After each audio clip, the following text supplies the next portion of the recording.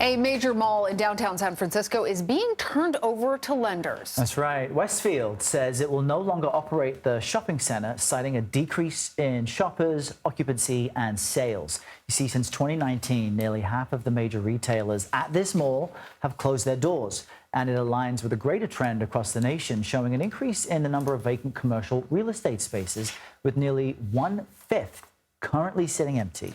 Now, for more on this, we're bringing in Albert Yoon. He's a real estate editor at Insider.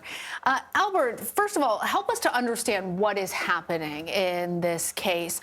Yeah.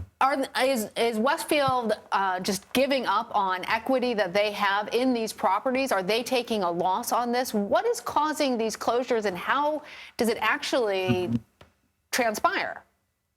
Well, I mean, it will most certainly be taking a loss on that property. I mean, just by defaulting on a multi-$100 million loan,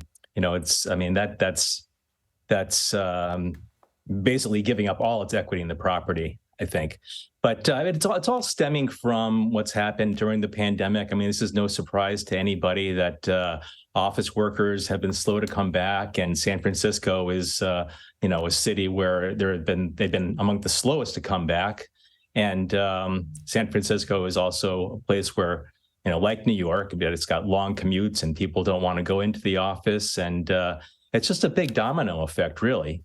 And what's really striking about this is that the speed at which these big real estate owners are giving up these properties.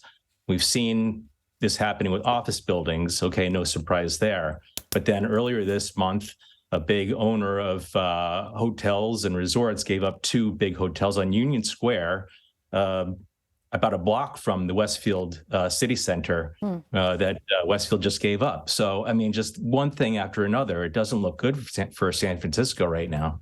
And Albert, I want to give our viewers the opportunity to go kind of beyond just the headlines, though, because on one side, you have companies saying, oh, crime's out of control in San Francisco. What are we to do but leave our financial obligations? But on the other side, lots of corporations are dealing with this commercial real estate loss. No one's in the office. Fewer people are spending time downtown. I'm wondering if companies now see it as convenient to walk away from financial agreements because the damage from that may be less than the damage from sitting on sinking assets. What do you make of it? Well, I mean, that's exactly right, Errol. I covered the subprime mortgage crisis in residential real estate 15 years ago, and there was a term then called strategic default. If you were underwater in your house, then it was easier for you to just hand it back to the bank, and we all saw what happened in that crisis. Well, this time it's happening in commercial real estate, with much bigger numbers for any individual transaction. But you do see a connection in the strategy behind saying it's crime, but in reality, on the books, it's just easier to walk away or less damaging. Well, I mean, a lot of this does come down to sort of corporate speak. I mean, crime is often alluded to as one of the reasons. It was alluded to, for instance, when Park Hotels and Resorts gave up the Hilton and the Park 55 there on Union Square. They didn't mention crime; they mentioned "quote unquote" street conditions. But we know they're not talking about the quality of the pavement around Union Square. I mean, we know what they're talking about. These hotels are right next to. It's called the Tenderloin District in San Francisco, which is, a nice way to put it is it's a gritty neighborhood. But the people in commercial real estate that I speak to, at least, the investors side, I mean, they're continuously referring to the growing crime in the area. And I was just reading some other stories about that, about just how bad the crime is. And it's debatable.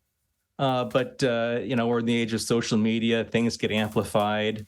We saw Elon Musk tweeting about the horrific nature of San Francisco crime after the stabbing death of the tech executive Bob Lee in April.